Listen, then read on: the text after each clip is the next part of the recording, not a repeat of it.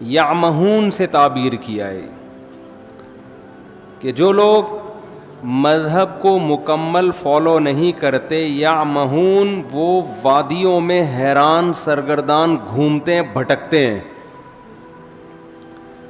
تو آج کے انسانوں میں میجورٹی کی زندگی وہ بھٹکنے والی زندگی ہے، بھٹک رہے ہیں.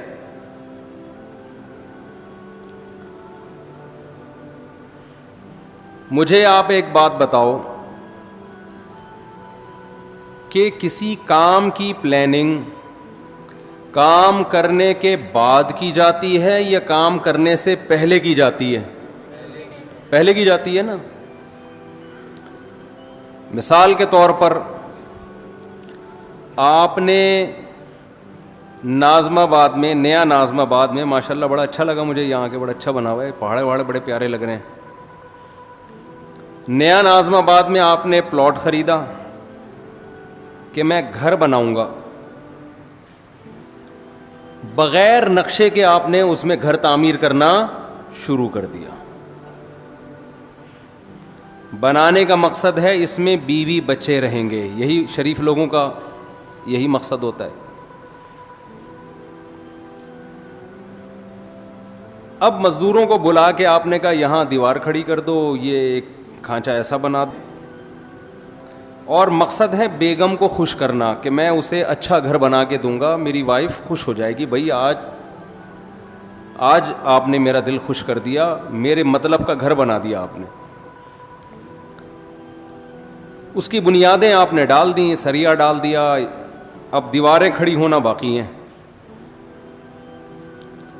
بنیاد مضبوط ہو گئی، بیگم صاحبہ کو آپ نے وزٹ کرایا، بیگم کو آپ نے بتایا یہ گھر ہے، اس نے کہا یہ کیا بن رہا ہے، آپ نے کہا یہ کچن ہے، اس نے کہا کچن تو یہاں ہونا ہی نہیں چاہیے، کچن کہاں ہونا چاہیے، کچن تو وہاں ہونا چاہیے. یہ کیا بنا دیا جی، یہ کس چیز کی بنیاد ہے، یہ واش روم کی ہے. ارے یہ واش روم ایگزاسٹ کہاں ہوگا، یہ تو جب ہم ایگزاسٹ فین چلائیں گے یہ تو ساری ہوا اور بدبو کہاں آئے گی، کمرے میں آئے گی یا کچن میں آئے گی. یہ کیا کر دیا آپ نے، یہ کیا بنایا آپ نے، یہ جو اتنا بڑا سا ہے یہ ہمارا بیڈ روم ہے. بھائی آپ نے ایسی جگہ بیڈ روم بنا دیا وینٹیلیشن کا کوئی انتظام ہی نہیں ہے. یہ آپ نے بائی دا وے بنایا کس کے لیے، آپ کہیں بیگم تمہارے لیے، تو کہے گی مجھ سے پوچھ تو لیتے نا ایک دفعہ، جس کے لیے بنا رہے ہو اس کو نقشہ دکھا کے ایک دفعہ پوچھ تو لیتے. آپ کہیں نقشہ تو میں نے بنایا ہی نہیں، نقشہ بنتا تو میں دکھاتا نا، میں نے تو مزدوروں کو لا کے بولا ایک اینٹ یہاں رکھ دو، ادھر واش روم ادھر کچن، یہ بس بنا دو ایسے ہی، کوئی نقشہ وقشہ نہ پاس کروایا، نہ کسی ماہر آدمی کو میں نے دکھایا، اور تعمیر میں نے کیا کر دی، شروع کر دی. تو بیوی کہے گی گھر تو گیا تیل لینے، مجھے تو یہ سوچ رہی ہوں کہ آپ کے ساتھ میری لائف گزرے گی بھی یا نہیں گزری. میں تو سوچ رہا ہوں کہ ڈاکومنٹس وغیرہ بنواؤں، خلا کے، طلاق ولاق کے، کہ بندہ انسان کا بچہ مجھے نہیں لگتا. اتنا بڑا کام آپ کر رہے ہو اور بغیر پلاننگ کے، بغیر نقشہ پاس کیے، بغیر کسی ماہر سے مشورہ لیے دیواریں پینڈوؤں کی طرح لا کے رکھنا آپ نے شروع کر دی. کسی گاؤں میں تھوڑی کوئی گھر بن رہا ہے، تو نیا ناظم آباد میں بن رہا ہے.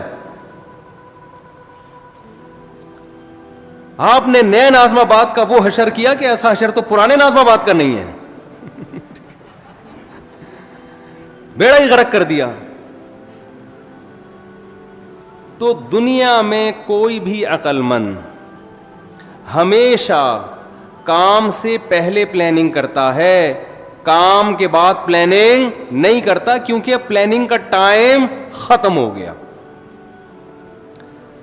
ہماری زندگی ایک عمارت کی طرح ہے، جب ہم پیدا ہوتے ہیں اس میں ہماری مرضی نہیں چلتی، ہمارے بنانے والا ہمیں جب چاہے وہ ہمیں زندگی کی نعمت سے نواز دیتا ہے، اس میں ہماری پلاننگ کا دخل نہیں ہے. اگر اللہ ہمیں اختیار دیتا نا کب پیدا ہونا ہے آپ بتاؤ کب پیدا ہونا چاہتے ہو، تو میں پلاننگ کر کے پیدا ہوتا. میں کہتا میں نبی کے دور میں پیدا ہوں گا اور مدینہ میں اور تو ایسا ہی ہوتا نا ہم میں سے. کچھ لوگ کہتے ہیں کہ ہم نے, شکر ہے یار یہ شور بند ہوا, کچھ لوگ کہتے ہیں کہ ہم نے امریکہ میں پیدا ہونا ہے. میرا خیال ہے 99% لوگ پاکستان میں پیدا ہونے کے لیے پہلے آمادہ, یہ تو ہم پیدا ہو گئے تو بھگت رہے ہیں. یہ تو اللہ کی طرف سے ہمیں اس کے فائدے بھی ہیں.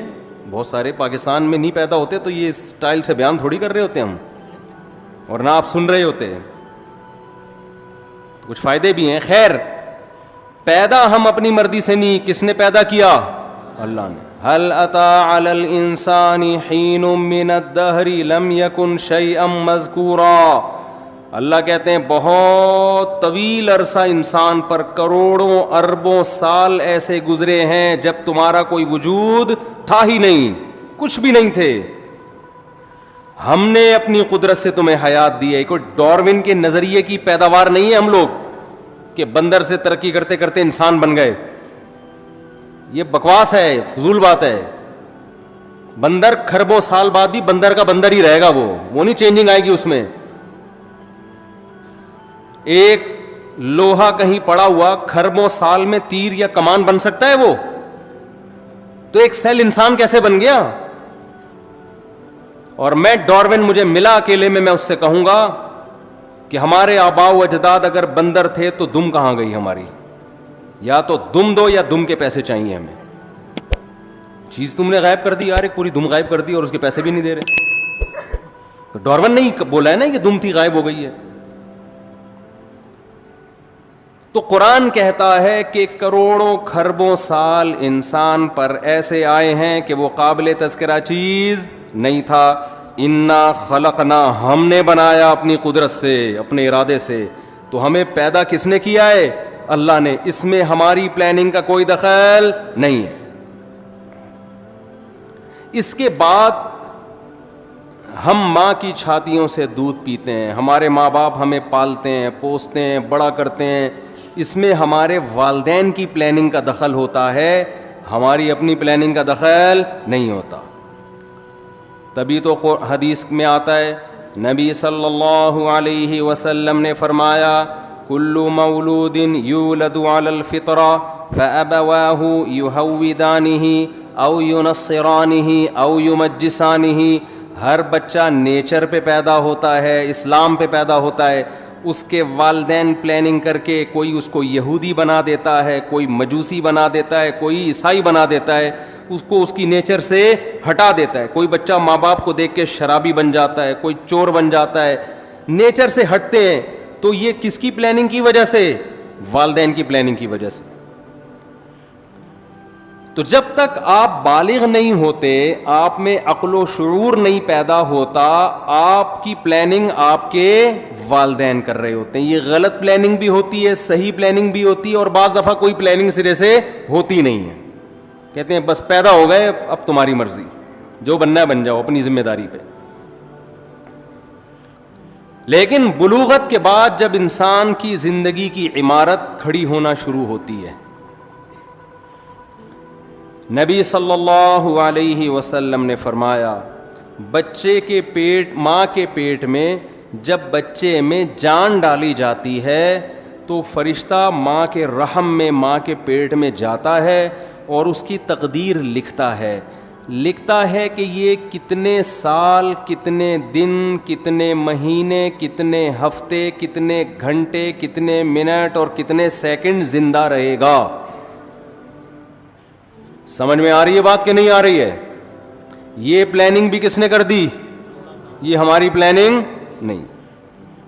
اب میرے اور آپ میں سے ہر شخص کے بارے میں یہ لکھا ہوا ہے. کس نے 96 سال, ملکہ الزبتھ کے بارے میں لکھا ہوا تھا 96 سال سے پہلے اس کا انا للہ بولو نہیں ہو. 96 سال میں جائے گی یہ دنیا سے. دنیا کی ایسی حاکم سمجھی جاتی ہے جس نے طویل دور حکومت کا دیکھا.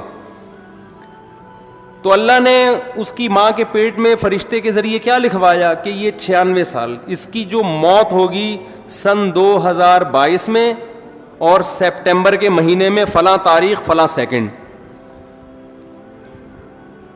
مائیکل جیکسن کے بارے میں لکھ دیا تھا کہ ان کے ارادے تو 100 سال سے زیادہ زندہ رہنے کے ہوں گے. یہ جراثیم سے ایسے بچیں گے جیسے ہماری حکومت کرپشن سے بچتی ہے. معذرت کے ساتھ الٹا ہو گیا. یعنی یہ جراثیم سے مائیکل جیکسن نے جتنا زندہ رہنے کی کوشش کی ہے نا, ایڑی چوٹی کا زور لگایا ہے, اتنا زور آج کل دنیا میں کوئی لگا سکتا نہیں ہے, اور نہ کسی کے پاس اتنے وسائل ہوتے ہیں. دیکھو میں اور آپ بھی زندہ رہنے کی کوشش کرتے ہیں. ہم کیا کر لیں گے؟ صبح تھوڑا سا جاگنگ کر لیں گے, کولیسٹرول لیول لپڈ پروفائل کا ٹیسٹ کروا لیں گے, بھائی اتنا کولیسٹرول ہے, ہارٹ بیٹ تھوڑی چیک کروا لیں گے. اس سے زیادہ تھوڑی کوشش. کھائیں گے تو وہی پراٹھے, وہی انڈے پراٹھے پھوڑیں گے, وہی گھی چربی اور وہی سب اوٹ پٹانگ چیزیں, گٹکے پان تمباکو سگریٹ. مرنے لگیں گے, تھوڑا چیک اپ کرائیں گے ڈاکٹر صاحب. اس سے زیادہ کوئی کوشش کرتا ہے ہم میں؟ لیکن مائیکل جیکسن نے جو کوشش کی تھی نا زندہ رہنے کی, وہ میں اور آپ کی سوچ جہاں ختم ہوتی ہے نا, مائیکل جیکسن کی زندہ رہنے کی خواہش وہاں سے شروع ہوتی تھی. انسان کے آرگن خراب ہونے کا خطرہ ہوتا ہے نا, کڈنی فیل ہونے کا خطرہ. اس نے کیا کیا تھا, کڈنی پہلے سے بک کرایا ہوا تھا. مثال کے طور پر ان کا کوئی 70 بھائی ہوں گے انگریزوں کے, فرض کرو انگریزوں کے کوئی 70 بھائی ہوں گے. اس نے 70 بھائی سے ایگریمنٹ کیا کہ اگر میرا کڈنی خراب ہوا تو فوراً آپ کو اپنا کڈنی مجھے ڈونیٹ کرنا ہے. اس کے منتھلی اتنے پیسے آپ کے اکاؤنٹ میں, لاکھوں روپے. کڈنی کو اس نے سیو کیا کہ اگر میرا, اول تو کڈنی خراب نہیں ہونے دے رہا, گردہ خراب نہیں ہونے دے رہا, لیکن یہ بھی کہ اگر میرا گردہ خراب ہوا تو یہ وسیم کی ذمہ داری ہے کہ وہ اپنا گردہ مجھے دے گا. وسیم بھائی بھی لاکھوں روپے مہینے کے کھا رہے ہیں کہ اس امید پہ کہ انشاءاللہ اس کا گردہ خراب ہونے والا نہیں ہے. وہ گھنے بن کے پھوڑ رہے ہیں. اگر وہ سچی مچی کے وسیم ہوتے ہیں نا, ہمارے والے 70 بھائی وسیم بھائی, یہ کردار ہیں, کریکٹر ہیں. کوئی وسیم بھائی بیٹھے ہوں تو پیشگی معذرت, یہ تو کریکٹر ہے نا. نارمل نام تو یہی ہوتے ہیں نا, 70 وسیم عدنان سمی, اس طرح کے نام ہوتے ہیں لوگوں کے. تو وہ مائیکل جیکسن نے زندہ رہنے کی لالچ میں ایڑی چوٹی کا زور لگا لیا. وہ ہاتھوں میں گلوز پہنتا تھا کہ اگر میں کسی سے ہینڈ شیک کروں گا تو کسی کے جرم میرے ہاتھ میں منتقل نہ ہو جائے. ہم تو کورونا میں احتیاط نہیں کر رہے تھے, بغیر کورونا کے اتنی احتیاط کر رہا تھا وہ. لیکن اسے یہ معلوم نہیں تھا کہ مائیکل جیکسن جب اپنی ماں کے پیٹ میں تھا تو فرشتے نے لکھ دیا تھا کہ اس کا ایک بہت بڑا پروگرام ہونے والا ہوگا جس میں اس کی کروڑوں روپے کی ارننگ ہونے کی امید ہوگی, کروڑوں روپے کے ٹکٹ فروغ ہوں گے. اس سے بہتر پروگرام اس کا اس سے پہلے کبھی نہیں ہوا ہوگا, اور یہ بڑی امیدوں میں ہوگا کہ اب میرا پروگرام آنے والا ہے. اس کے لیے پریکٹس کر رہا ہوگا, اس کے لیے جشن منایا جا رہا ہوگا, اور ایک دن یہ اسی امید پہ رات کو سوئے گا. اس کی عمر ہوگی 50 سال, اور صبح پولیس بھی اس کو اٹھائے گی تو پولیس سے بھی یہ نہیں اٹھے گا. ظاہر ہے آپ کو پتہ ہے جب پولیس اٹھائے اور بندہ نہ اٹھے, یہ ممکن ہے؟ یہ جب ہی ممکن ہے جب بندہ مر چکا ہو, ورنہ پولیس تو اچھوں کو اٹھا لیتی ہے. تو ایسا سویا مائیکل جیکسن 50 سال کی عمر میں کہ ہمارے یہاں گٹکے کھا کے لوگ 60 کراس کر لیتے ہیں, یہ نا جراثیم کو گلے لگا کے بھی 60-70 نکال لیتے ہیں. کولیسٹرول کو لے کے چل رہے ہوتے ہیں, کڈنی دونوں فیل ہو چکے ہیں, چل رہے ہیں. میں تو دیکھتا ہوں نا کینسر کے مریض 15 20 سال سے گھسیٹ رہے ہیں. جو صحیح بندہ ہو رہا ہے وہ مر رہا ہوتا ہے. تو مائیکل جیکسن حیران ہو گیا کہ یار جو گٹکے کھا رہا ہے, جو چرس پی رہا ہے, جو ہیروئن پی رہا ہے, وہ کمبخت نہیں مرا, اور میں نے اتنا صحت کا خیال کیا اور 50 سال میں سویا ہوں, کوئی موت کا چانس نہیں تھا. ڈاکٹروں کی پوری ٹیم ہر وقت اس کے ساتھ رہتی تھی. اگر مائیکل جیکسن کو کبھی چھینک آتی تھی نا تو اس کے ذمہ دار ڈاکٹر تھے کہ چھینک آئی کیوں. ہمیں چھینک آتی ہے تو کوئی ذمہ دار ہوتا ہے؟ بولو. چھینکتا رہو, گورنمنٹ کہتی ہے اپنے خرچے پہ جتنا چھینکنا ہے جراثیم پھیلاؤ, آپ چھینکو, منہ پہ جا کے چھینکو لوگوں.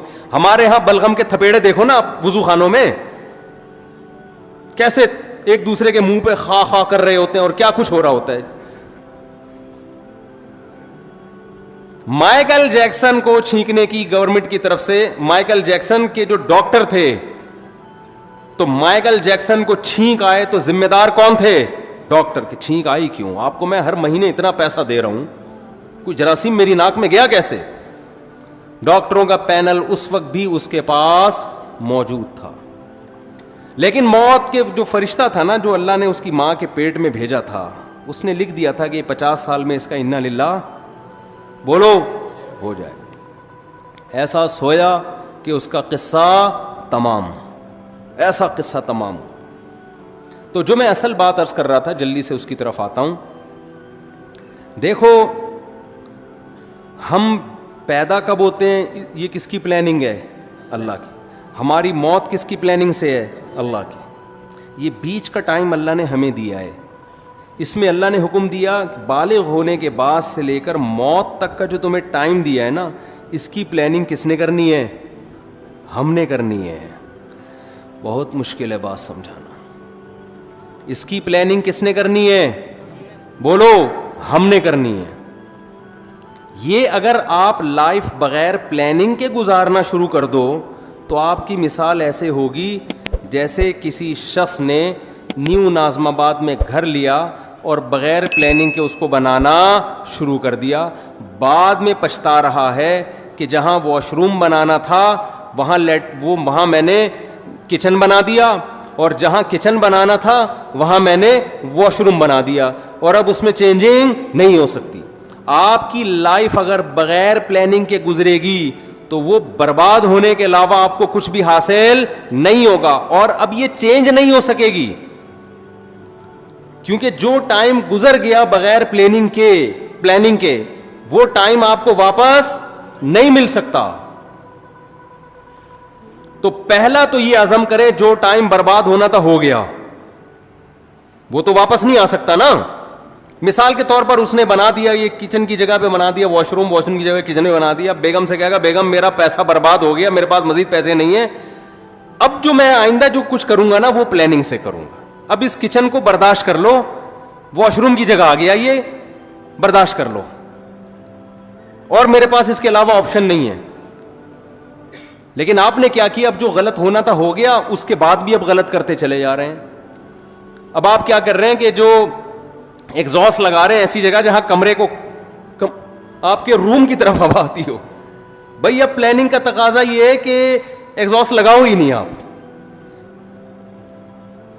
یا کچھ بھی کرو, لیکن یہ نہیں ہو سکتا.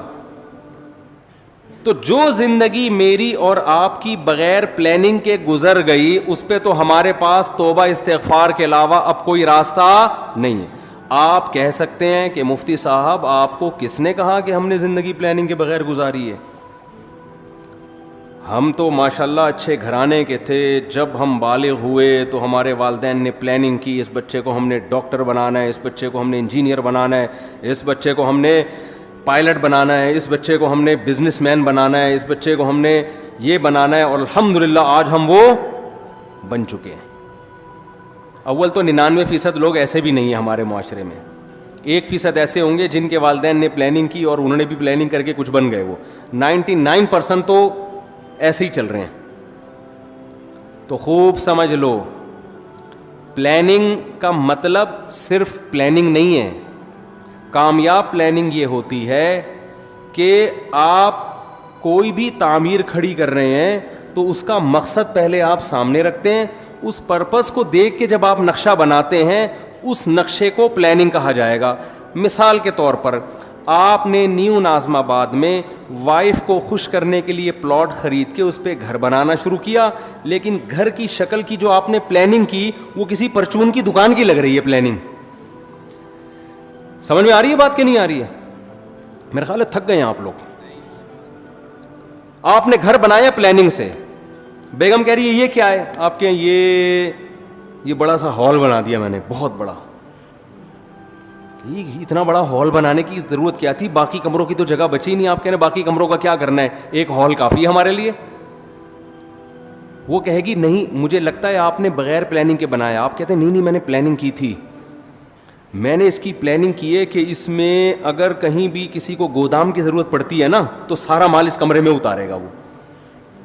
تو پلاننگ تو کی ہے آپ نے یقیناً, لیکن یہ گودام کی پلاننگ ہے, یہ گھر کی پلاننگ بولو نہیں. تو میں اور آپ پلاننگ تو کر رہے ہیں فیوچر کی, اول تو بہت سے لوگ کر ہی نہیں رہے. ہمارے یہاں تو الحمدللہ کوئی پلاننگ ہوتی نہیں ہے. زیادہ تر لوگ جو پلاننگ کر رہے ہیں نا اپنی زندگی کی, ان کو یہی نہیں پتا کہ ہماری زندگی کا مقصد کیا ہے. لہذا کوئی پلاننگ کر رہا ہے میں بہت بڑا تاجر بنوں گا, کوئی پلاننگ کر رہا ہے میں بہت بڑا ڈاکٹر بنوں گا, کوئی پلاننگ کر رہا ہے میں بہت بڑا سیاستدان بنوں گا. بھائی یہ جو آپ اپنے پرپس کو سامنے رکھ کے پلاننگ کر رہے ہو نا, تو آپ کا بڑا ڈاکٹر بننے سے مقصد کیا ہے آپ کا؟ بیگم کہے گی نہیں اتنا بڑا جو گودام آپ نے بنایا, اتنا بڑا کمرہ, آپ کا مقصد کیا ہے؟ آپ کہیں میں اس میں بورے لا کے رکھوں گا گندم کے, تو سر پکڑ کے بیٹھ جائے گی نا کہ یہ نیو نازم آباد آپ کو گودام بنانے کے لیے یہ بنایا ہے بلڈر نے. گودام کی الگ جگہ ہوتی ہے بھائی, ٹرک اڈے جاؤ, ٹرک اسٹینڈ جاؤ, وہاں گودام خریدو. تو غلط پلاننگ کو پلاننگ بولو نہیں کہا جاتا. اب میں جلدی سے بات کی طرف آتا ہوں جو میں سمجھانا چاہتا ہوں آپ لوگوں کو. بعض دفعہ بات مختصر ہوتی ہے, اس کی تمہید ذرا لمبی ہو جاتی ہے. دیکھو اگر ہم کافر ہیں, اللہ نہ کرے غیر مسلم ہیں, تو ہمیں اپنی زندگی کا مقصد تلاش کرنے کی ضرورت بولو نہیں ہے. پھر ہم جس چیز کو چاہیں ہدف بنائیں, اس کو سامنے رکھ کر اپنی لائف کی پلاننگ کریں. جیسے انگریز ایک ہدف متعین کرتا ہے, مجھے یہ بننا ہے. ان کے ہاں یہ بھی ہدف ہوتا ہے کہ میں نے ماؤنٹ ایوریسٹ کی چوٹی پہ چڑھنا ہے. پوری زندگی کا ان کا ٹارگٹ ہی یہی ہوتا ہے کہ میں نے کیا کرنا ہے, میں نے ماؤنٹ ایوریسٹ کی چوٹی سردیوں میں عبور کرنی ہے. تو کئی سال وہ اسی پلاننگ کے تحت اپنی باڈی کو بناتے رہتے ہیں. یہ ان کا ہدف ہے. اگر کوئی چڑھ جائے اس پہاڑی پر, کامیاب ہو گیا, نہیں چڑھ سکے تو کیا کہتے ہیں, ناکام ہو گیا. بناتے ہیں کہ میں نے میڈیکل سائنس کی فیلڈ میں ترقی کرنی ہے, بعض کہتے ہیں میں نے بہترین سائنٹسٹ بننا ہے. ہم یہ دیکھتے ہیں کہ جو لوگ مذہب کو نہیں مانتے ان کا ایک ہدف ہوتا ہے. اصل بات جو میں عرض کر رہا ہوں, جب تک آپ کے سامنے اپنی لائف کا ہدف نہیں ہوگا کہ میرا اس زندگی سے مقصد کیا ہے, اس وقت تک آپ اپنی زندگی کو پلان نہیں کر سکتے. آپ کی زندگی بے ڈھنگی ہوگی. اب مقصد کیا ہونا چاہیے؟ ایک مقصد ہے کافر کا, غیر مسلم کا. غیر مسلم کا لائف سے مقصد زندگی برائے زندگی, لائف کو انجوائے کرنا, اس کے علاوہ اس کا کوئی ہدف نہیں ہوتا. اگر آپ اللہ کو, کریٹر کو, خدا کو اپنی ڈکشنری سے نکال دیتے ہو تو پھر آپ کو یہ حق حاصل ہے کہ آپ اپنی زندگی کا مقصد خود متعین کرو. سمجھ رہے کہ نہیں سمجھ رہے؟ پھر آپ اپنی زندگی کا مقصد خود متعین کرو, کیونکہ اللہ کو اگر آپ نے نکال دیا, اس کا مطلب کیا ہوا کہ ہم پیدا ہوئے ہیں اللہ کے ارادے سے نہیں, ایک اتفاقی واقعہ ہوا, ہم پیدا ہو گئے. ہم مرتے ہیں اللہ کے ارادے سے نہیں, اتفاق ہوتا ہے. ان ہی الا حیاتنا الدنیا نموت ونحیا وما یہلکنا الا الدہر. نبی کے دور میں جو ایتھیسٹ تھے وہ کہتے تھے کہ یہ دنیا کی زندگی ہے جس میں ہم مرتے بھی ہیں جیتے بھی ہیں, یہ خدا کے تصرفات نہیں ہیں, یہ زمانے کے تصرفات ہیں. زمانے میں ہوتا ہے, موت بھی ہے, زندگی بھی ہے, اور پھل پھول بھی پیدا ہوتے ہیں, کوئی خوشی کی زندگی, کوئی غم کی زندگی. تو اگر میرے اور آپ کا بھی خدا نخواستہ یہ نظریہ ہے تو میرے بھائی ہمیں پھر اپنی زندگی کا ہدف تلاش کرنے کی ضرورت, خدا سے پوچھنے کی ضرورت نہیں ہے. پھر ہماری مرضی ہم جس چیز کو ہدف بنا لیں. کیا خیال ہے, غلط تو نہیں کہہ رہا میں؟ پھر ہماری مرضی, پھر میں خود فیصلہ کروں گا میں نے کیا بننا ہے, پھر میری مرضی. میں کہوں یار میں نے ڈاکٹر بننا ہے, میں نے انجینئر بننا ہے, میں نے سائنٹسٹ بننا ہے, میں نے یہ بننا ہے, میں نے وہ بننا ہے, میں نے کچھ بھی نہیں بننا, میں نے ویسے انجوائے کرنا ہے لائف کو. بعض لوگوں کا یہ ہوتا ہے کچھ بھی نہیں بننا, انجوائے کرنا ہے بس. وہ میں ایک چٹکلا اکثر سناتا ہوں نا, آپ لوگ نئے نازم آباد کے نئے لوگ ہیں. وہ ایک نوجوان جو ہے سمندر کے کنارے لیٹا ہوا اور سگریٹ کے کش لے رہا ہے. ایک بوڑھے میاں گئے, ذرا اسپیڈ میں سنا دیتا ہوں کیونکہ کئی دفعہ لوگ سن چکے ہیں. تو ایک بوڑھے میاں گئے اس نوجوان کو سمجھانے لگے, بیٹا تم اپنا ٹائم ویسٹ کر رہے ہو, کچھ کر کیوں نہیں لیتے؟ اس نے کہا انکل کیا کروں؟ بیٹا میٹرک کر لو. اس نے کہا 10 سال لگیں گے میٹرک میں. پھر کیا کروں؟ بیٹا پھر انٹر کر لینا 2 سال میں. 12 سال ہو گئے جی انکل, پھر کیا کروں؟ پھر بیٹا بی اے کر لینا. اچھا جی بی اے بھی کر لیا, پھر کیا؟ پھر بیٹا ماسٹر کر لینا. انکل 16 سال ہو گئے ماسٹر کر لیا, پھر کیا کروں؟ بیٹا پی ایچ ڈی کر لینا. انکل 18 سال ہو گئے پی ایچ ڈی کر کے کیا کروں گا؟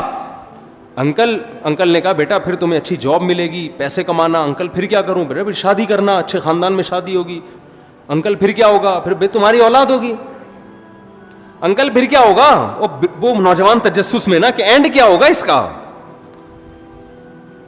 اچھا انکل بچے بھی ہو گئے, اب کیا ہوگا؟ کہہ رہے ہیں لائف کو انجوائے کرنا, مزے اڑانا. تو پھر ابھی کیا کر رہا ہوں میں؟ مزے ہی تو اڑا رہا ہوں. تو بعض لوگوں کا مقصد نہ ڈاکٹر بننا, نہ انجینئر بننا, نہ پائلٹ بننا, ان کا مقصد کیا ہے؟ لائف کو انجوائے کرنا. تو وہ بھی ایک مقصد ہے بھائی. وہ کہہ رہے ہیں بھائی لائف کو ہم انجوائے کرنے کے لیے آئے, انٹرٹینمنٹ. انجوائے کر رہے ہوتے ہیں, گٹکے کھا رہے ہیں, پان کھا رہے ہیں. وہ کہہ رہے ہیں مر جائیں گے نا جلدی, تو کیا ہو گیا؟ ہم مزے اڑا کے جلدی مرنا چاہتے ہیں, اس میں کیا کون سی ٹینشن کی بات ہے؟ ہماری مرضی, ہماری لائف ہے.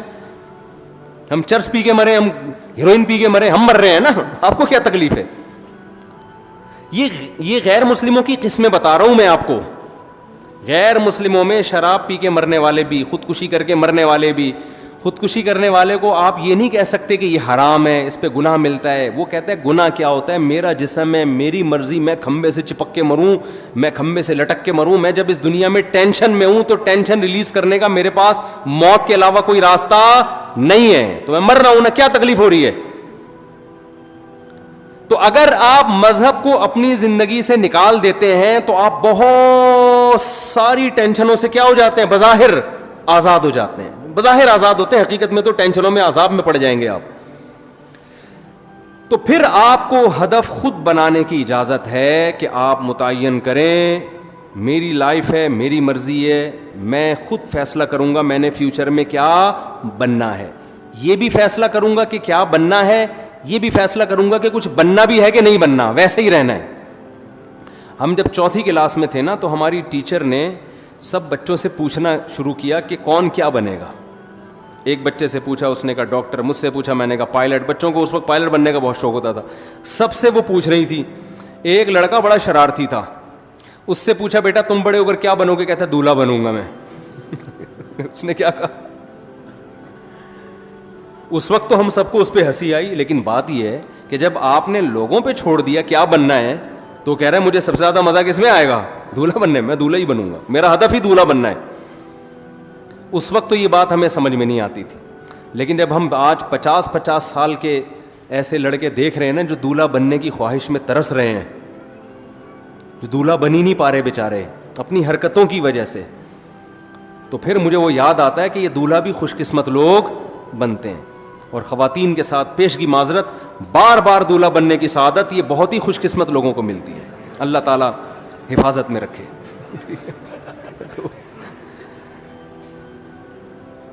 تو اب مجھے ایک بات بتاؤ کہ یا تو آپ ادھر ہو جاؤ انگریز کی طرف, ان کا ہدف وہ خود متعین کرتے ہیں,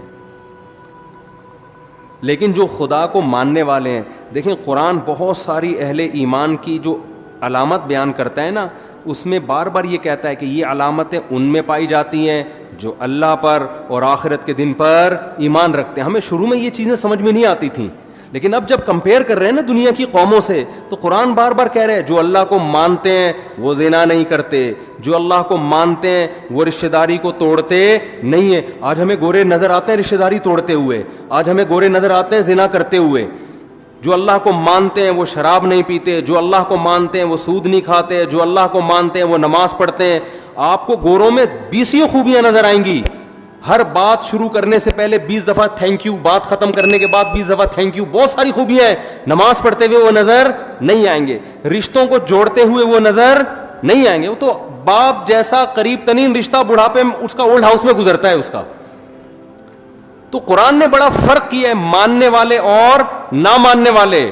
تو پہلا تو آپ فیصلہ کرو کہ ہم ماننے والوں میں ہیں یا نہ ماننے والوں میں. ہم اگر ماننے والوں میں ہیں تو آپ کو اپنا زندگی کا ٹارگٹ خود متعین کرنے کی اجازت نہیں ہے. پھر یہ خدا نے جو بتایا اس پہ, اس پرپس پہ آپ کو کام کرنا پڑے گا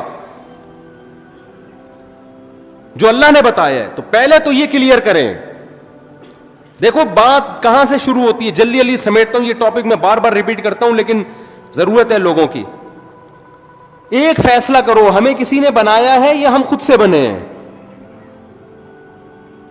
گورا کہتے ہیں ہمیں اس سوال کے جواب کی ضرورت نہیں ہے. قرآن کہتا ہے سب سے پہلے تجھ سے یہ سوال پوچھا جائے گا کہ تو نے یہ فیصلہ کیسے کر لیا تھا کہ میں خود بخود وجود میں آیا ہوں, یہ فیصلہ تو نے کیسے کر لیا تھا.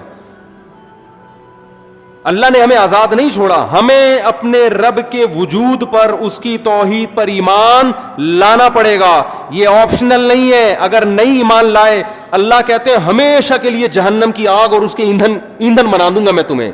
اللہ کے لیے سب سے امپورٹنٹ سوال اور سب سے امپورٹنٹ نظریہ ہماری زندگی میں یہ ہے کہ ہم اس کے وجود کو تسلیم کرتے ہیں یا نہیں کرتے. یہ سوال سائنسدانوں کے لیے اہم نہیں ہے, یہ سوال ڈاکٹروں کے لیے اہم نہیں ہے, یہ سوال گوروں کے لیے اہم نہیں ہے. دیکھیں کچھ سوال کسی کے لیے اہم ہوتے ہیں, کسی کے لیے امپورٹنٹ نہیں ہوتے.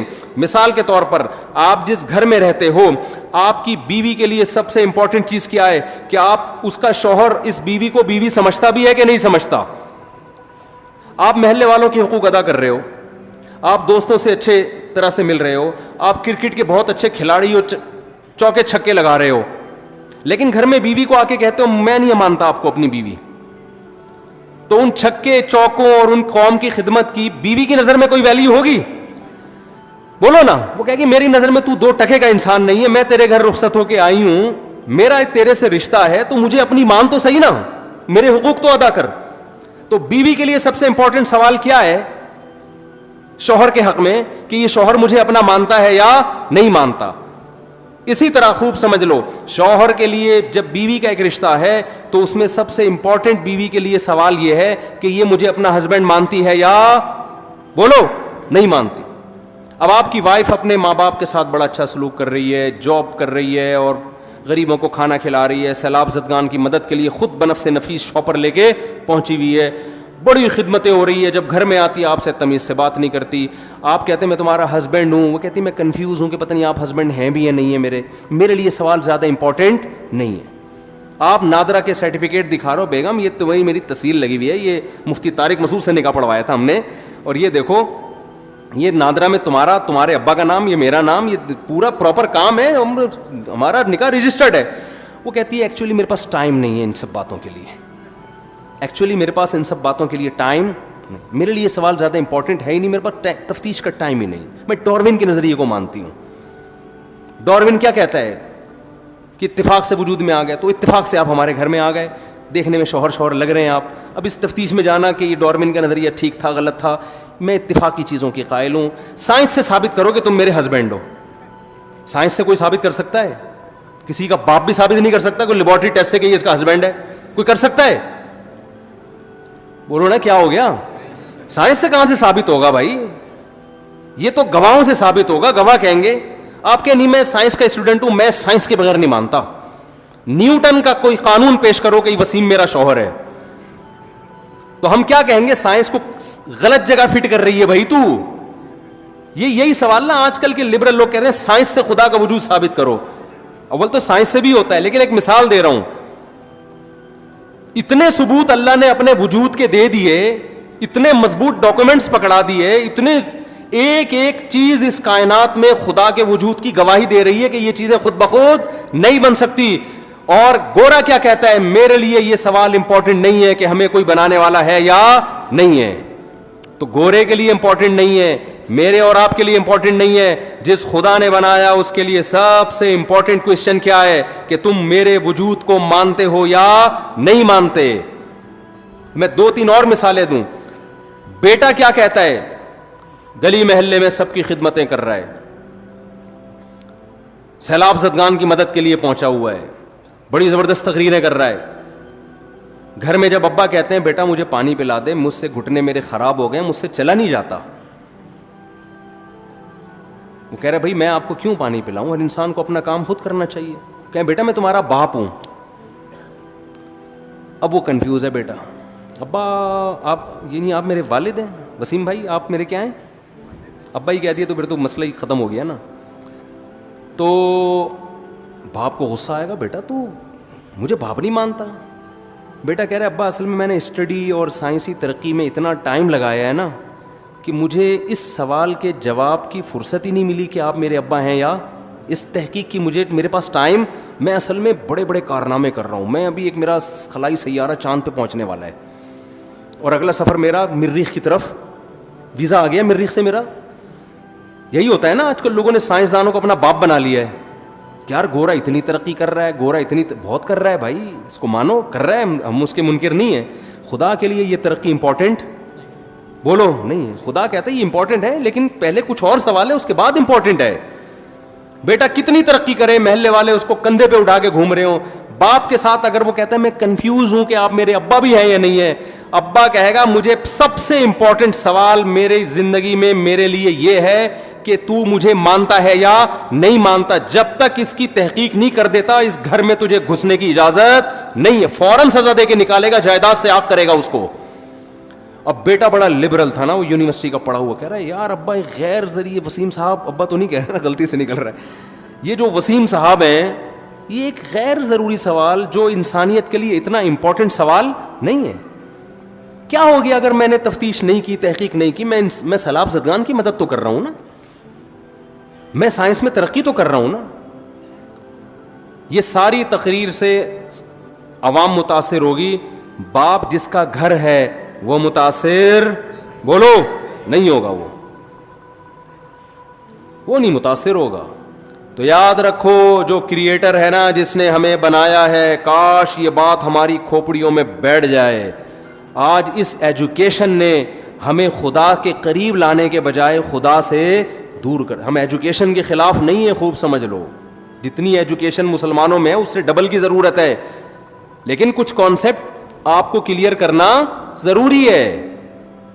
تو خدا کے لیے، ہمارے بنانے والے کے لیے ہماری زندگی میں سب سے امپورٹنٹ سوال کیا ہے کہ تم مجھے مانتے ہو یا نہیں مانتے. اللہ کہتے ہیں فیصلہ کرو میری نشانیوں میں غور کر کے، میں نے اتنے ڈاکومنٹس رکھ دیے ہیں کہ تمہیں مجھے ماننا پڑے گا. نو کا آپشن میں نے کیا کر دیا ہے، ختم. ملیشیا میں ایک آدمی مجھے ملا، میں نے اس کو کہا تم خدا کو مانتے ہو؟ اس نے کہا میں فری تھنکر ہوں. میں یہ فرسٹ ٹائم میں نے یہ ٹرم سنی تھی، میں نے کہا یہ کیا ہوتا ہے؟ اس نے کہا میں نہ تو مانتا ہوں نہ میں نہیں مانتا. ایک تو ہوتا ہے نا خدا کو نہیں مانتا، وہ کہہ رہے مجھے، میں بس فری تھنکر، یعنی کولیسٹرول فری آئل ہوتے ہیں نا، ہوتے نہیں ہیں وہ، لیکن لکھا ہوا ہوتا ہے. ہمارے یہاں وہ انڈیا سے جب وہ بند ہوا ہے نا، وہ ابھی نندن کا کیس ہوا تھا، تو انڈیا والوں نے دھمکی دی تھی کہ ہم تمہارا ٹماٹر بند کر دیں گے. ٹماٹر انڈیا سے آتا تھا، تو ہمارے یہاں لوگوں نے یوٹیوب پہ ویڈیو بنا کے ڈالی. ہمارے یہاں تو ٹومیٹو کیچپ میں ٹماٹر نہیں ڈلتا یار، تم ہمارا ٹماٹر بند کر کے کیا نقصان کرو گے. تو جن ڈبوں پہ کولیسٹرول فری لکھا ہوا ہوتا ہے نا، ان ڈبوں کو فری کرانے کی ضرورت نہیں ہے. یہ لکھنے پر گورنمنٹ کی طرف سے کوئی پابندی نہیں ہے، کچھ بھی لکھ دو، کوئی بھی تصویر بنا دو. وہ پھلوں کے اس پہ جوس پہ ہوتے ہیں، ان پہ پھلوں کے تصویریں ہوتی ہیں، وہ تصویریں ہی ہوتی ہیں. وہ ایک صاحب کہتے تھے میرے ابا حلیم کی دیگ بنا کے تقسیم کیا کرتے تھے. تو کیسے کرتے تھے؟ کہہ رہے ہیں حلیم میں اتنا چاول، اتنے پانی ڈالا اور 40 کلو گوشت لکھ کے اس کی پرچی ڈال دی اندر. گوشت نکلتا تھا. تو ہمارے یہاں تو حلیم ایسے بن جاتا ہے، اسی سے ذائقہ آ جائے گا بھائی. تو فری تھنکر، اس نے کہا میری کوئی تھنکنگ نہیں ہے. کیا مطلب؟ آپ اتنے اہم سوال کو سوچنے کے لیے تیار ہو ہی نہیں. کیوں نہیں تیار ہو؟ اس لیے کہ جب آپ نے سوچ لیا نا یہ میرے ابا ہیں، تو ایک طویل سوالات کا سلسلہ شروع ہو جائے گا. آپ نے، جو آپ کی وائف گھر میں رہتی ہے، آپ نے اگر مان لیا کہ یہ میری وائف ہے تو جان چھوٹے گی نہیں، بلکہ کیا ہوگی، پھنسے گی جان آپ کی. اس لیے جو فری تھنکر ہے وہ کہتا ہے ایکچولی میرے لیے سوال امپورٹنٹ ہے ہی نہیں کہ تم میری وائف ہو یا نہیں، مجھے اس تحقیق کی چندہ ضرورت نہیں ہے، تم بھی لائف کو انجوائے کرو، مجھے بھی انجوائے کرنے دو. یہ ہوتا ہے فری تھنکر. تو انسان ایک دوسرے کے حقوق میں تو ایسا نہیں کرتا. بیگم کو آپ بول کے تو دکھاؤ مجھے پتہ نہیں میں کنفیوز ہوں، تو آ جائیں گے آپ کے سالے والے پکڑنے کے لیے آپ کو. لیکن خدا نے چونکہ عذاب آخرت میں رکھا ہے، دنیا میں اللہ عذاب نہیں دیتا، کیونکہ یہ دارالامتحان ہے، ایگزامینیشن ہال ہے. رزلٹ ایگزامینیشن ہال میں اناؤنس نہیں ہوتا، رزلٹ ہمیشہ ایگزامینیشن ہال سے نکلنے کے بعد اناؤنس ہوتا ہے. قرآن بار بار کہتا ہے وَلَا تَحْسَبَنَّ اللَّهَ غَافِلًا عَمَّا يَعْمَلُ الظَّالِمُونَ. ظالم لوگ جو کچھ کر رہے ہیں، اے لوگوں ان پر عذاب نہیں آتا تو اللہ کو ان سے ہرگز غافل مت سمجھو. انما یؤخرهم لیوم، اللہ ظالم کو مہلت دے رہا ہے ایک ایسے دن کے لیے تشخص فیہ الابصار، جس دن آنکھیں پھٹی کی پھٹی رہ جائیں گی، آنکھیں کھلی کی کھلی رہ جائیں گی، حیرت کے مارے، خوف کے مارے. تو اللہ چونکہ عذاب نہیں دیتا، لہذا اللہ کے بارے میں کہ وہ ہے یا نہیں ہے، اس میں انسان کیا ہو رہا ہے کہ میرے پاس سوچنے کا ٹائم نہیں ہے. تو اللہ نے اپنے وجود کے کروڑوں دلائل رکھ دیے، اتنے دلائل. میں صرف ایک خربوزے کی مثال دیتا ہوں، صرف ایک معمولی سی مثال، اس کے بعد میں جلدی سے آگے بات سمیٹ کے ختم کرتا ہوں. دیکھو آپ کسی جنگل میں تھے، انسانوں کہیں آپ پیدا ہو گئے نا، آپ نے کبھی پودے پلتے پھولتے دیکھے ہی نہیں ہیں. ایک شخص آ کے کہتا ہے، ایک بیج لے کر آتا ہے آپ کے پاس، خربوزے کا بیج. وہ کہتا ہے آؤ میں تمہیں ایک میجک دکھاتا ہوں، جادو دکھاتا ہوں. آپ کہیں گے بھائی کیا جادو دکھا دے گا، ایک بیج کے دو بیج کر دے گا ایسے منتر دکھا کے؟ کہتے ہیں نہیں. اس نے کیا کیا، اس خربوزے کے بیج کو ڈالا زمین کے اندر. آپ کہیں گے بھائی یہ کیا جادو ہو گیا ہے، بھائی یہی کہیں گے نا. کہے گا دیکھو ابھی ہوتا کیا ہے. اس خربوزے سے کے بیج سے تھوڑے دنوں میں ایک کومپل نکلنا شروع، ایک تھوڑی سی اس کی جو بیل نکلنا شروع. آپ کہیں گے یار یہ ہے جادو، یہ تو کوئی نارمل ہے، کوئی چیز نکل گئی ہوگی اس سے، پانی اور کھاد ملا ہے تو کچھ نکل گیا ہوگا. کہتے ہیں ابھی جادو شروع ہوا ہے. وہ بڑھنا شروع ہوئی، بڑھتے بڑھتے کیا ہوا، اس میں تھوڑے دنوں کے بعد پھول پیدا ہونا شروع ہو گئے، خوبصورت پھول. آپ حیران ہوگے نا کہ یار ایک بیج تھا وہ یہاں تک کیسے پہنچا کہ گوبر پانی اور مٹی کے ملاپ سے اس بیج میں پہلے سے ایسے سافٹ ویئر انسٹال ہو گئے ہیں کہ گوبر پانی مٹی اور سورج کی روشنی اس کو لگے گی تو اس میں خوبصورت اور خوشنما پھول پیدا ہونا شروع ہو جائیں گے. آپ اس کو اتفاق مان لو گے یا کہو گے کہ یہ انسٹالیشن ہوئی ہے؟ دیکھو کی بورڈ پہ جب آپ ایف کا بٹن لکھتے ہو، کمپیوٹر کے مانیٹر پہ ایف لکھ کے آتا ہے، تو یہ اتفاق ہو سکتا ہے؟ یہ ایک انسٹالیشن ہے نا. ارے کمپیوٹر کا ایک ڈبہ کروڑوں خربوں سال میں وجود میں نہیں آ سکتا، اس میں سافٹ ویئر خربوں سال میں آٹومیٹیکلی کیسے خود بخود انسٹال ہو سکتے ہیں؟ تو یہ بیج کے اندر جو ایسے سافٹ ویئر انسٹال ہو گئے کہ زمین میں ڈالا اور اس سے خوبصورت پھول پیدا ہونا شروع. ہم کہہ سکتے تھے اتفاق سے ہو گیا، لیکن نہ ایک پلاننگ ہے. وہ پھول ایک کام کر رہے ہیں. اگر اتفاق سے ہوتے نا تو ایسے ہی ہو جاتے پیدا. ان پھولوں کی ایک ذمہ داری ہے، وہ پھول اٹریکٹ کر رہے ہیں تتلیوں کو، کیڑے مکوڑوں کو. ابھی ہم نے گھر میں کدو کی بیل لگائی ہوئی تھی، توری کی بیل، پھول نکلے تو اتنے کیڑے مکوڑے مکھیاں ان پھولوں کے اوپر آ کے بیٹھ رہی ہیں. وہ کیا کرتا ہے، پھول اٹریکٹ کر کے تتلیوں کو، کیڑے مکوڑوں کو اٹریکٹ کرتا ہے، وہ اس کے اوپر آ کے بیٹھتے ہیں. اس سے نر مادہ ذروں کا آپس میں ملاپ ہوتا ہے، اور اس ملاپ کے نتیجے میں اب کیا ہو رہا ہے کہ ایک وہ پھول مرجھا گیا اور اس کے نیچے چھوٹا سا ایک کچا خربوزہ پیدا ہو گیا. آپ کہہ رہے ہو یار یہ تو عجیب کام ہو رہا ہے بیج کے اندر، یہ تو واقعی بڑا جادو ہے. کہنے والا کہتا ہے ابھی جادو، ابھی تو ابتدا ہے، ابھی تو دیکھ ہوتا کیا ہے. ہوتے ہوتے ہوتے ہوتے وہ کچا پھل ہوتے ہوتے بڑا ہوا، بڑے ہونے کے بعد ایک مقام پہ جا کے پیلا ہونا شروع ہوا، ہوتے ہوتے وہ دوبارہ کیا بن گیا، خربوزہ بن گیا. آپ کہہ سکتے ہو کہ یہ آٹومیٹیکلی بیج ایسا وجود میں آ گیا خربوں سال کے بعد؟ کہہ سکتے ہو؟ کہو گے یار یہ ایسا جادو تو ہم نے زندگی میں کبھی نہیں دیکھا. وہ کہے گا ابھی آپ کو پتہ نہیں ہونے والا کیا ہے. آپ نے اس خربوزے کو کاٹا، میٹھا، اور وہ جو بیج آپ نے زمین میں دفن کیا تھا اس جیسے سینکڑوں بیج اس کے اندر موجود، تاکہ یہ پروسیس ہزاروں سال تک دوبارہ گھمایا جا سکے. میں کہتا ہوں سائیکل کے جو گراریاں ہوتی ہیں نا، کروڑوں خربوں سال میں دو گراریاں آپس میں ایڈجسٹ نہیں ہو سکتی، کہ جس کے نتیجے میں ایک گراری گھومتی ہے تو چین گھوم کے دوسری گراری کو گھما کے واپس ایک سائیکل بن جاتی ہے. ایک معمولی سی سائیکل جس میں کوئی سافٹ ویئر انسٹال نہیں ہے، ایک ہارڈ ویئر ہے، وہ مادی چیز ہے، خربوں سال میں لوہے سے خود بخود وجود میں نہیں آ سکتی. خربوزے کے بیج میں ایسا سائیکل کہ ایک خربوزہ پیدا ہوتا ہے، بیل بنتی ہے، دوبارہ اس سے سینکڑوں خربوزے، ہر خربوزے میں سینکڑوں بیج، اور ہر بیج میں کروڑوں خربوزے پیدا کرنے کی صلاحیت. اور یہ کام صدیوں سے چلا آ رہا ہے. آج تک اس میں کوئی نقص واقع نہیں ہوا. تو ایک خربوزہ خدا کی قسم لا الہ الا اللہ, اس کا ایک بیج اپنے بنانے والے کا منہ بولتا ثبوت ہے, بار بار گواہی دے رہا ہے کہ مجھے کسی نے بنایا ہے, یہ آٹومیٹیکلی وجود میں نہیں آ سکتا. پھر ایک خربوزہ کیا, پھر آم کی گٹلی کو دیکھو, ان لکم فی الانعام لعبرہ, یہ آیت پڑھتا ہوں مجھے بڑا مزہ آتا ہے. قرآن کہتا ہے تمہارے لیے ان چوپایوں میں عبرت کا سامان ہے. آپ صبح و شام جو دودھ پیتے ہو, آپ اس دودھ کو بوائل کر کے اتنا مکھن اتنا گھی نکالتے ہو, ڈاکٹر کہتا ہے آپ کو یہ مکھن والا اور گھی والا دودھ پینے کی اجازت نہیں ہے, کولیسٹرول پیدا ہو جائے گا آپ کے اندر, اتنی چکنائی. تو ہونا تو یہ چاہیے تھا, گائے اور بھینس سے ایسا چکنا گاڑھا دودھ نکالنے کے لیے آرڈر یہ ہوتا کہ اس کو بادام کھلائے جائیں, اس کو پستے کھلائے جائیں, اس میں بھی آئل ہوتا ہے. یہ جب بادام پستے والی چیزیں کھائے گی تو اس سے آئلی دودھ پیدا ہوگا. لیکن اللہ نے کیا کہا کہ اگر اس کی خوراک بادام رکھ دی جائے تو انسان کہے گا اللہ یہ ڈائریکٹ بادام میں خود نہ کھا لیتا ہے, بھائی مجھے دودھ کی تو ٹینشن, بادام یہ نہیں کہنا کہ تو بادام سے زیادہ مہنگا پڑ رہا ہے مجھے.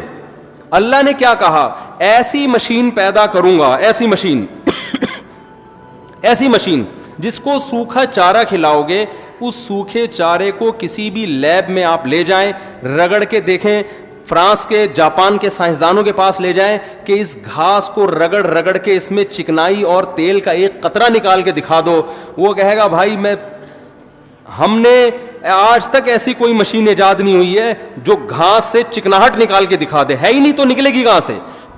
اللہ نے کہا کہ جو کام ہزاروں سال میں سائنس وہاں تک نہیں پہنچی, میں نے ہزاروں سال پہلے ایسی مشین بنا دی ہے.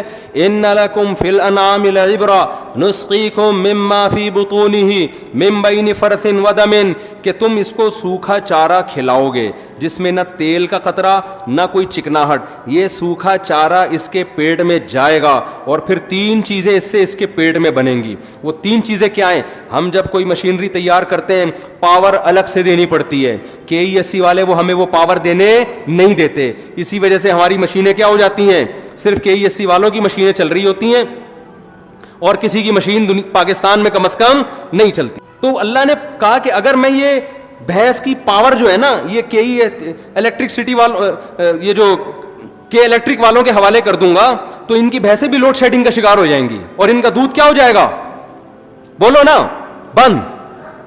اور جس زمانے میں بجلی ایجاد نہیں ہوئی تھی اس وقت لوگ کیا پیتے؟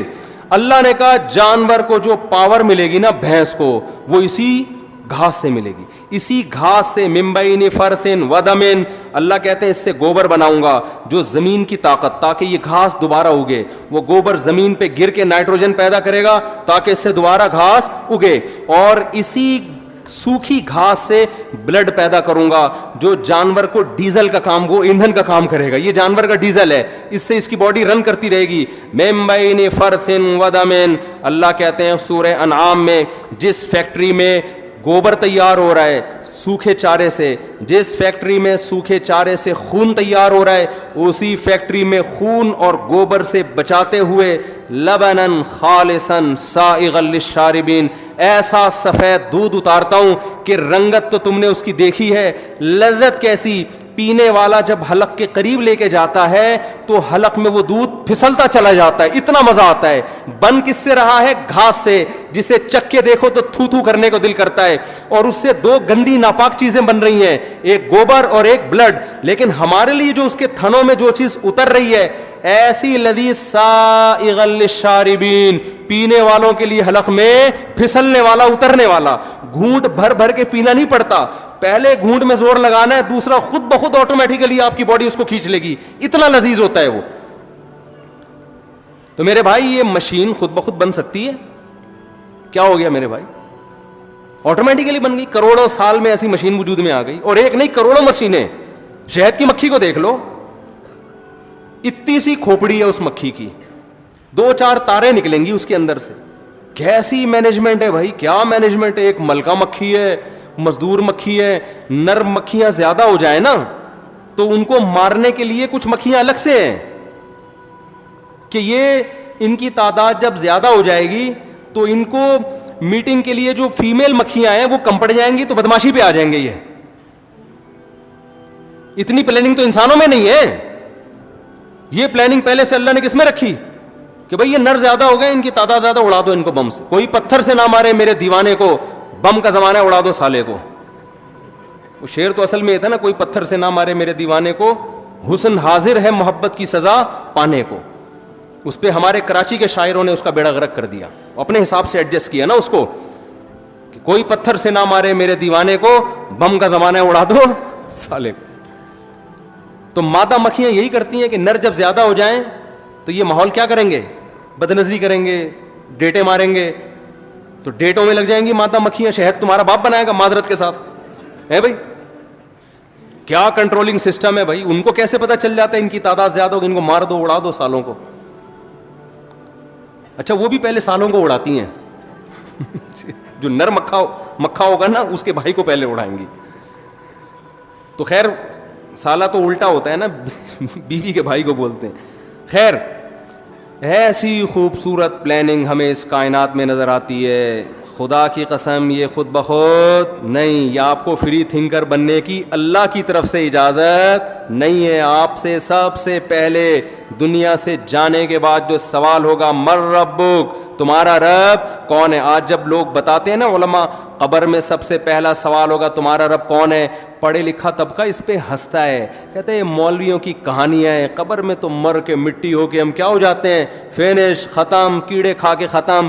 یہ مولویوں نے لوگوں کو جنت جہنم کے چکر میں ڈالا ہوا ہے, اپنے چورن بیچنے کے لیے, اپنی دکانیں چلانے کے لیے لوگوں کو الو بنایا ہوا ہے کہ قبر میں فرشتہ بٹھاتا ہے, کہتا ہے من ربک, کوئی سوال نہیں ہوگا, مر گئے مٹی ہو کے ختم. قرآن کہتے ہیں نا نا نا نا نا نا, ہرگز ایسا نہیں ہے, مر کے مٹی ہو کے باڈی ختم ہوتی ہے, تمہاری روح ختم نہیں ہوتی. جیسے آپ جب سو جاتے ہیں تو آپ کی باڈی کام کرنا چھوڑ دیتی ہے, روح آپ کی بھٹکتی رہتی ہے, خواب دیکھتی ہے, لذت بھی حاصل کرتی ہے, تکلیف بھی محسوس کرتی ہے. ایسے ہی برزخ کی ایک زندگی ہے. اللہ کہتے ہیں تم نے اس مادی زندگی کو دیکھا ہے, تم اس زندگی کے بارے میں کیسے فیصلہ کر سکتے ہو جو تم نے دیکھی نہیں ہے. سائنس وہاں تک بات کرے گی نا جہاں تک اس کا ہدف ہے, تو یہ ہے ہی نہیں, یہ اس کی پہنچ ہی نہیں ہے وہاں تک. تو پہلے تو اپنا ایمان درست کرو, ہم خدا کے وجود کے قائل ہیں, ہم خدا کے منکر, ہم فری تھنکر بولو نہیں ہے. اور اگر آٹومیٹیکلی پیدا ہو رہے ہوتے تو ایک جنس پیدا ہوتی ہے نا, یہ مرد الگ عورت الگ کیوں پیدا ہو رہے ہیں بھائی, یہ تو پلاننگ ہے نا کہ مرد بھی پیدا ہو رہے ہیں اور کیا پیدا ہو رہے ہیں عورت. اتفاق سے اتنی مینجمنٹ ہوتی ہے, اور مردوں میں عورت کی طرف ڈیزائر, عورت میں مرد کی طرف, پھر ان کے ملاپ سے نسل پیدا ہو رہی. او بھائی یہ ڈارون سے بڑا پھینکو خدا کی قسم دنیا میں کوئی بھی نہیں گزرا. مجھے اکیلے میں ملے کسی دن وہ, میں تو سب سے پہلے دم کے پیسے مانگوں گا اس سے. پیسوں کے آج تو مہنگائی کا دور ہے نا, جس سے جتنے پیسے نکلوا سکتے ہو نکلواؤ. ایک پاکستانی سفر کر رہا تھا, اب پاکستانیوں کا دماغ بزنس کی طرف بہت چل رہا ہے. دیکھا ایک چائنیز بیٹھا ہوا ہے, ٹرین میں دونوں سفر کر رہے ہیں, تو چائنیز کی ناک پہ مچھر آ کے بیٹھا, اس نے پکڑ کے کھا لیا. ان کے یہاں تو کوئی حلال حرام ہے ہی نہیں, کہتے ہیں پروٹین ہونے چاہیے, بس کتا کھا لو, بلی کھا لو, مذہب نہیں ہے نا. ارے میں آپ کو ابھی تو یہی تو اتنی دیر سے میں عرض کر رہا ہوں کہ مذہب کو زندگی سے نکالو تو ٹینشن کیا ہو جائے گی, ختم. پھر نہ یہ سوال کی ضرورت ہے میرا ابا کون ہے, میری اماں کون ہے. جب ابا اماں ہیں تو پھر حقوق بھی ہے نا, تو چھوڑو یار, مان لیا ٹھیک ہے, نہیں مانا تو بھی کیا ہے, وہ صرف گورنمنٹ کو مانتے ہیں. تو وہ چائنیز کی ناک پہ مچھر آ کے بیٹھا, اس نے اٹھا کے کھا لیا. اس نے کہا پروٹین ہے, فری پکڑ کے مل رہے ہیں. تو پاکستانی کی ناک پہ تھوڑی دیر مچھر آ کے بیٹھ گیا, چائنیز سے تو ڈر گیا ہوگا. اب کھا تو سکتا نہیں تھا کہ ظاہر ہے ساری زندگی کبھی مچھر مکھی کھائے نہیں. تو اٹھا کے اس کو کہتا ہے خریدے گا بھائی تو میرے سے کتنے کا لے گا. تو ایک لطیفہ سنا دوں بیان سے ہٹ کے, لیکن آپ لوگ بہت ظاہر ہے گرمی بھی ہو رہی ہے, تھوڑا فریش ہو جائیں گے. ایک پاکستانی کسی چائنیز دوست سے ملاقات کے لیے گیا, عیادت کے لیے. وہ چائنیز کے بارے میں پتہ چلا یہ شدید بیمار ہے. تو وہ اس کے پاس گیا تو دیکھا کہ وہ بیچارے کے آکسیجن لگی ہوئی ہے اور بس بیچارہ بڑی ٹینشن میں ہے. تو یہ اس کے قریب کھڑا ہو گیا. جیسے ہی قریب کھڑا ہوا ہے تو وہ چائنیز چیخنے لگا, چاں چیں پاں چیں چیں چاں پاں چاں, چیختے چیختے مر گیا. اس نے کہا یار میرا دوست مرتے مرتے کوئی عظیم بات کر کے گیا ہے, ظاہر ہے مرتے ہوئے چیخ چلا کے کچھ وصیت کر کے گیا ہے کہ میرے بچوں کا خیال کرنا, یا کتے کا گوشت آدھا رہ گیا, آدھا فریج میں پڑا ہوا ہے, کھا لینا, کچھ بھی اہم بات کر کے گیا ہوگا, مرتے ہوئے اتنا چیخ چلا کے گیا. اس نے وہ ورڈنگ اس کی یاد کر لی نا, چاں چیں پواں وہاں کر کے نا رٹا لگا کے یاد کر لی کہ اس کی ٹرانسلیشن کرواتا. چائنا گیا, بھائی یہ چاں چیں پواں کا مطلب کیا ہے؟ تو اس کا مطلب جو سامنے آیا وہ یہ تھا, الو کے پٹھے آکسیجن کے پائپ سے پاؤں ہٹا. سمجھ رہے ہو؟ یہ اس کے قریب گیا, آکسیجن کے پائپ پہ پاؤں رکھ کے کھڑا ہوا تھا, اسی وجہ سے مرا ہے وہ. اس لیے چائنیز سے ڈیلنگ کرنے سے پہلے نا سوچا کریں, پتہ نہیں چلو چیں پاں پاں پاں میں کیا کہہ رہے ہیں یہ. تو میں جلدی سے بیان کو سمیٹ کے ختم کرتا ہوں. اس پہ کہنے کے لیے اور بہت کچھ ہے. اللہ کے وجود کے تو ہر ذرہ گواہی دے رہا ہے. آپ ایٹم کو توڑنا شروع کرو, الیکٹران, پروٹون اور نیوٹران کا جو ایک نظام ہے نا, نیوکلیس کا اتنا خوبصورت پیچیدہ نظام ہے, وہ خود گواہی دے رہا ہے کہ ہمیں کسی نے بنایا ہے. تو میں جو اصل بات کی طرف آیا تھا کہ آپ نے جب فری تھنکر کیوں بنتے ہیں, بیگم آپ سے پوچھ رہی میں آپ کی وائف ہوں, آپ کہتے ہیں اوں کر کے منہ اٹھا کے چلے جاتے ہیں. وجہ کیا ہے کہ جب بعض دفعہ جب ہم کسی سوال کا جواب دیتے ہیں نا تو اس سے ہماری جان چھوٹنے کے بجائے پھنس جاتی ہے, اس لیے ہم اگنور کر دیتے ہیں. ابے چھوڑو یار, یہ بیگم کیا ہوتا ہے, انگریز تو یہی ہے نا, بیگم کیا ہوتا ہے, میاں کیا ہوتا ہے. لیکن آپ نے اگر بیگم کو سوال کا جواب دے دیا جان چھڑانے کے لیے کہ ہاں مان لیا کہ تم میری بیوی ہو, جیسے خواتین لڑائی کر رہی ہوتی ہیں نا, کیا میں تمہاری بیوی نہیں, بول دیا, مان لیا, بس اب تو جان چھوڑ دو نا, میں تم میری بیوی ہو, مان لیا نا, اب تو جان چھوڑ دو. جان چھوڑ جاتی ہے؟ نہیں. کہ کہ جب آپ نے مان لیا تو یہ انڈے 1 درجن 400 روپے کلو ٹماٹر چل رہا ہے, 10 کلو ٹماٹر لے آئیے ہے بھائی. اور یہ بجلی کا بل آیا ہوا ہے اتنے دنوں سے, اور یہ منع کی فیس بھی نہیں گئی ہے, اسکول والے بھی دھمکیاں دے کے جا رہے ہیں. تو آپ کیا کہو گے یار, نہ مانتا تو یہی کہو گے نا. تو خوب سمجھ لو, گورا اس پہ بحث نہیں کر رہا کہ کوئی بنانے والا ہے یا نہیں ہے, اس کو پتہ ہے مان لیا نا بنانے والا ہے, آگے بہت سارے سوالات کے جواب پھر مجھے دینے پڑیں گے. اس لیے کافر نے کہا اپنی ڈکشنری سے گاڈ کو نکال دو. رکھا ہوا ہے تھوڑا تھوڑا ہلکا پھلکا, او مائی گاڈ گالی والی دینے کے لیے کسی, او مائی گاڈ حیرانگی کے, بس اس سے زیادہ گاڈ واڈ کا نہیں ہے کوئی ان کے. تھوڑا شادی بیاہ میں کبھی کبھار ان کے اتفاق سے شادی بھی ہو جاتی ہے, بہت ہی کم کیسز ہیں ان کے یہاں شادی وادی. ہمارے یہاں تو 7 8 نکاح ایک دن مسجد میں ہو رہے ہوتے ہیں. میں کہتا ہوں یہ گورا یہ منظر آگے دیکھ لے تو پاگل ہو جائے گا یار, تم لوگ کو اس کے علاوہ کوئی کام ہی نہیں ہے. تو ان کے ہاں 50 60 70 سال میں جا کے نکاح ہوتا ہے, اور وہ بھی بچے پہلے پیدا ہوتے ہیں. اس کے بعد انڈرسٹینڈنگ کہ بھائی دیکھیں اگر اب سمجھ میں آ رہا ہے ایک دوسرے کے ساتھ نباہ ہو سکتا ہے تو چلو کیا کر لو, شادی کر. بچے تمبو لگا رہے ہوتے ہیں اپنے ابا اماں کی شادی میں, حقیقت ہے. تو آپ نے اگر یہ مان لیا نا کہ کوئی کریٹر ہے, تو اگلا سوال کھڑا ہوگا اس سے ہمارا رشتہ کیا ہے, وہ ہم سے کچھ چاہتا بھی ہے یا نہیں چاہتا. یہ سوال قرآن اٹھاتا ہے. یہ ہو نہیں سکتا کہ سب سے دیکھو باپ بیٹے کا رشتہ اتنا مضبوط نہیں ہے جتنا خالق اور مخلوق. خالق نے تو اپنے ارادے سے, باپ کو بھی خالق نے بنایا نا, ہمارے والدین کو بھی. فوراً انسان کہے گا بھائی پھر سب سے پہلا حق کس کا ہے, بیوی سے پہلے کون ہے, باپ سے پہلے خدا خالق, باپ سے پہلے کون ہے,